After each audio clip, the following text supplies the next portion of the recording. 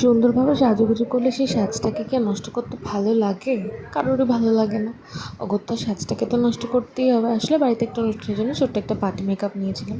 আর এত সুন্দর, মানে কি বলবো, আমাকে সাজিয়েছিল, সত্যি কথা। আমার চোখ দুটো এমনিতেই বড় বড়, চোখ দুটোকে এত সুন্দর করে করেছিল দিয়া, যে মানে কী বলবো, চোখ দুটো আমার পুরো দেখে মনে হচ্ছে না স্নিগ্ধ স্নিগ্ধ, কত ছোটো আমার চোখটা সব থেকে বেশি ভালো লেগেছে।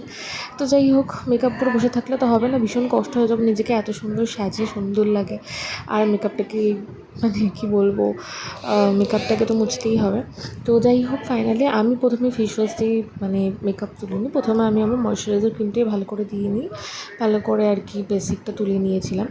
ঠিক আছে, লিপস্টিকটা তো আমার মুছতেই ইচ্ছে করছিল না, কারণ লিপস্টিকের কালারটা এত সুন্দর লাগছিলো। আর আমার এই ডিপ শেডের লিপস্টিক খুব ভালো লাগে। আইল্যাশও পরেছিলাম, কারণ আমার আইল্যাশেস নেই বলতে গেলে, যে কটা আছে তাও 2-4টা পড়ে যায়।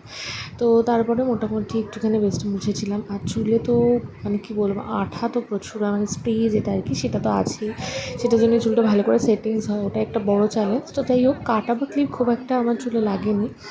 তো যাই হোক, ফাইনালি খোপাটা আমার হাজব্যান্ডের দৌলতে আমি খোপাটা খুলতে পেরেছিলাম। আর জুঁই ফুলের মালা লাগিয়েছিলাম। এখন জুঁই ফুলের গন্ধ হয় না, কিন্তু এই দুটো মালা ভাই এনে দিয়েছিল, খুব সুন্দর গন্ধ ছিল।